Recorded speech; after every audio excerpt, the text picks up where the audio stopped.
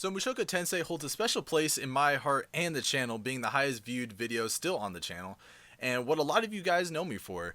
And from that video, I've gotten plenty of great criticism and background behind the scenes, and a new appreciation for the holy fucking relic.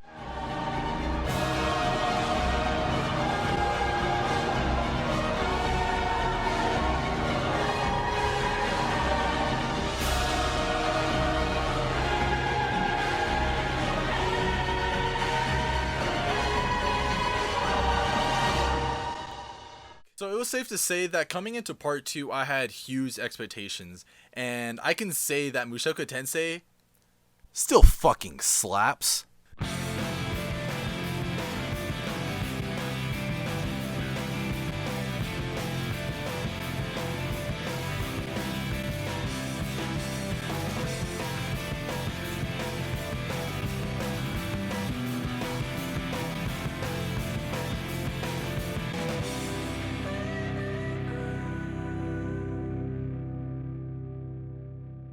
The second part of Season 1 does a fantastic job of continuing and exceeding the absolutely high-ass bar of quality that Part 1 set, not only animation-wise, but in its story, world building, and characters.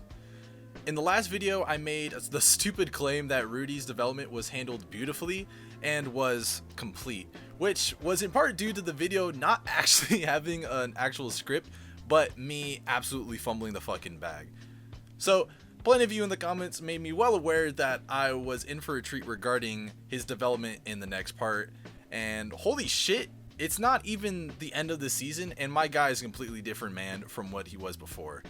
He's an angry, proud, boastful, scared, but also flawed yet competent leader for the trio, and just seeing throughout the season on how he reacts to special situations that I won't get into yet because of spoilers, it really just shows how much he's matured and changed from the man he was at the beginning, without compromising what makes Rudy, well, Rudy. There is still plenty of tongue-in-cheek humor placed throughout this part, but when the story demands for it to be really serious, it's goddamn good, and makes the scenes intense or emotional.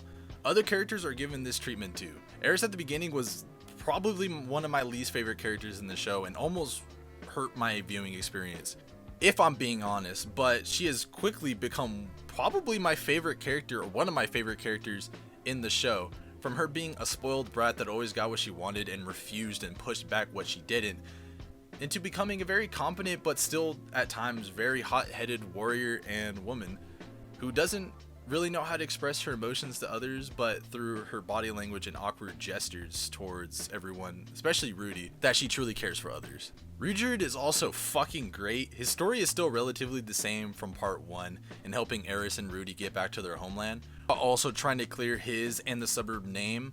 But it's in these encounters that the trio have throughout the season that his character truly shines as a sort of parent figure in the group that is always trying to make things right and also really trying to help every child he meets. This part also contains many side plots with Roxy and her group, which hasn't really been that mainly developed, except for one episode which focused on Roxy and her distant relationship with her parents, which was a very sweet episode and really showed how distant Roxy was with her parents and just how much they really truly cared for her.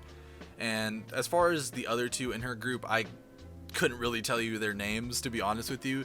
One just sleeps a lot with people and the other is a small Viking dude. Yeah, that's pretty much it. But the main focus of that group is definitely Roxy, and she is still one of the highlights whenever they do decide to give her screen time. But the main side story that I was really enjoying was just how these side characters were affected by the Mana Calamity from Rudy, which was giving me a lot of my favorite episodes throughout this season, especially ones that had to deal with Paul, which really grew the character of Paul and Rudy and just helped out the relationship, which was kind of damaged from the last time they met each other. And you can just tell that Paul definitely handled the Calamity a lot harder than a lot of the other people around him. Overall, that side's plot with the Mana Calamity and just how it affected everyone is one of the strong suits of the second part, and I'm really excited to see just how more they expand upon it, because it's still not completely done from where the anime is currently at right now. You can honestly really tell that Studio Bind, which was the studio in order to make this adaptation of the light novel, really enjoy and love the source material, with how much love and care they put into every aspect of this anime, making it by far the best isekai, which has become such a bloated and samey genre within anime, which is in part actually due to Mushoku Tensei being the grandfather of isekai in a way, and almost benchmarking all the typical tropes that come in one. But here, you could tell a lot of time and care was put into this series, even down to this really small stuff, like how there's different languages that the voice actors actually speak in. It's not like when anime portrays, let's say, Englishmen or whatever the fuck, like even just fantasy elements in general, and they're speaking Japanese, but they're supposed to like not understand each other, which is just a small little thing, but it just keeps you that more immersed into the story, which is just a nice fucking touch. And it's also a plus that the fantasy elements in this story are just rock solid and very thought through, and even with just how much we've gotten so far of this anime.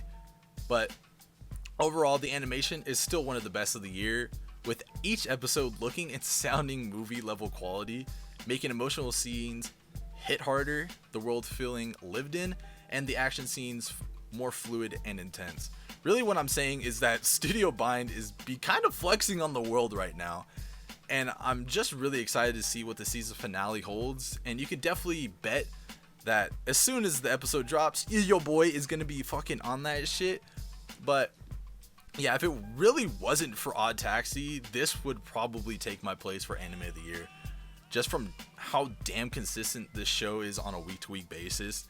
And yeah, that is pretty much it for right now on Mushoku Tensei. Again, as soon as the season finale for season 1 drops, I'll be on it and talking about a lot more stuff regarding spoilers and just the season in general. But for right now, I really just want to say that Mushoku Tensei is by far the best fucking isekai I've ever seen so far. It is incredible how much Studio Bind really loves and puts in the amount of work for this story to be just so fucking good.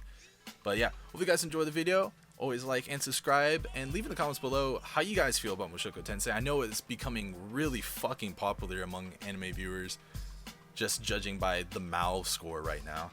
But yeah, that's going to do it for me, and yeah, I'll catch you guys whenever the season drops. And sorry for the long wait of videos. I'll have a separate video regarding that if you guys really want to know where I've been the past 3 months. A lot of mental health issues currently, but I'm just glad to be back making videos because it's a nice distraction, not gonna lie. But yeah, I'll have a video possibly up in the next week about it. So yeah, see you guys.